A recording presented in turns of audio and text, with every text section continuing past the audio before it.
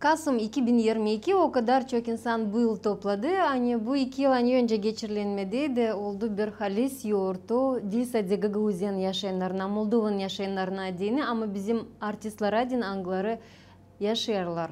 Aşırıda ama da yeni bu yurtuya gelip katıldılar. Людмила Tukan Gagauzyan şanlı artisti onların birisi. Belli ki vardı Pridnestrovye'dan da vardı Moldova'dan da bizim Gagauzlar artistler. Hepsine seviniyoruz, hepsine her zaman palmalarla karşılarız scenada hem de türkülerini beğeniriz, sayarız, sesleriz. Людмила Tukan Dilçok'tan katıldığı halklar arası festivaline hangisi geçtiydi Tatarstan'da.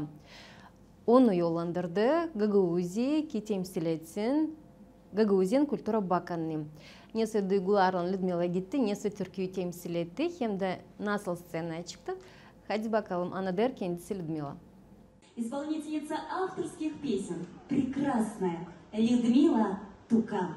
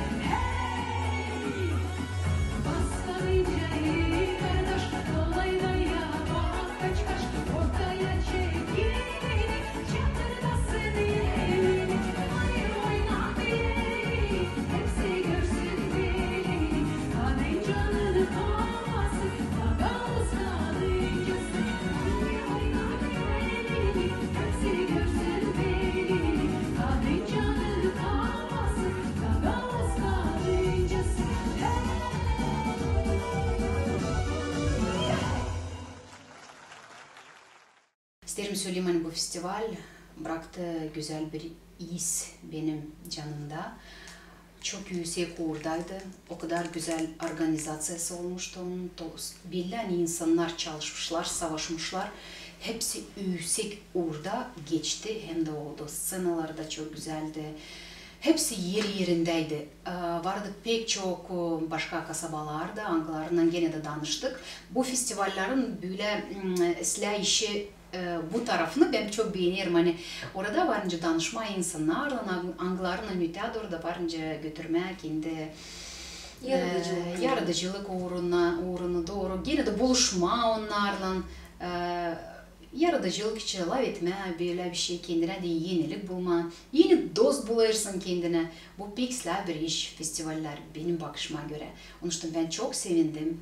Hani bu festivalde ben pay aldım Gagavuzya'dan. Ne benim kuvvetimde vardı, ben savaştım, gösterdim, türküyü çaldım. Ben onlara yeni böyle bir sanırım hani yenilik neyse gösterdim. Gene de bizim Gagavuz kadıncalar.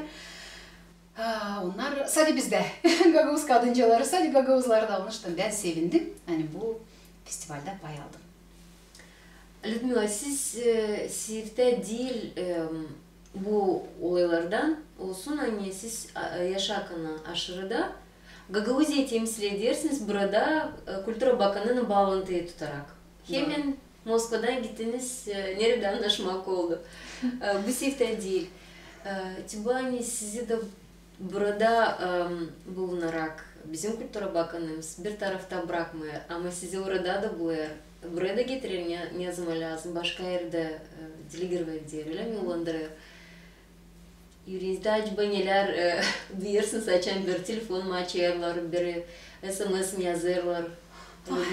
Gidersiniz bu festivale, gidersiniz bu yarışmaya. Bunu laftan yokunca anlatma ne kadar ben çok buna sevinirim. Hani Gagavuzya'da beni unutmayarlar. Niçin ki ben de Gagavuzya'yı unutmayarım. Onun için böyle bir telefon açtığının bana böyle bir teklif olduğundan ben çok düşünmeyelim. Elbette ki söylerim. Ben giderim. Ötesini sonra düşünürüz. Ne lazım, ne lazım bu organizasyon momentlerini sonra düşünüyorum. Ama teklif oldun elbette ki. Ben böyle işleri ben bunlarla yaşarım. Onlar candan gelen işleri lafla anlatmak çok zor. Onun için daha doğru da böyle teklifler olarsa da elbette ki Luda Tukan hazır her zaman Gagavuzya'yı temsil etme başka da festivallerde, konkurslarda da belki ne olacak öyle. Nerede lazım Gagavuzya'nın böyle kaldırma bayrağını ben hazırım. Ben her zaman bu işe deyin çok açık. Hem de elbette ki ben buna sevinirim. O kadar çok sevinirim hani laftan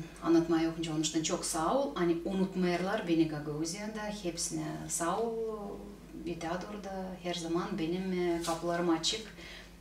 Canım da açık. Sadece yaşasın türküler hem de yaşasın Gagavuzya. Людмила, söylediniz hani ben hazırım, ben gideceğim. Bir teklif olduğunu öyle mi? Bu daha çok ona artistten mi lazım yok uğra çıkıyor? Oysa da bu hep en büyük sevgi kendi doğma yerine hem de lazım kendi yerini temsil etmeye başka uğurlarda. Ben kendimi artist olarak kendimi nice Luda Tukan'ı istemiyorum açıklama hem de böyle pedestala kaldırma. Ben isterim benim через меня, benim yardımımla yaşasın kültüre, ilerlesin kültüre diyeceğiz böyle. Onun için bana dini daha çok önemli ilk kurda durur sevgi. Sevgi ana toprağıma, sevgi yevime. Ben düşüneydim sadece kendimi. Ben çoktan yazacıydım değil sadece Gagavuz dilinde türküler. Ama ben o kadar çok karıştırdım benim bu repertuarımı ve savaştım hani daha çok iyi iz bırakma nice bir Gagavuz artisti hangisi çalar daha çok Gagavuz dilinde. Bana dedim bu çok önemli. Gene de ben bilmiyorum insanlar yabancılıkta yaşarken nasıl yaşarlar, nasıl bu yaşamayı çevirirler.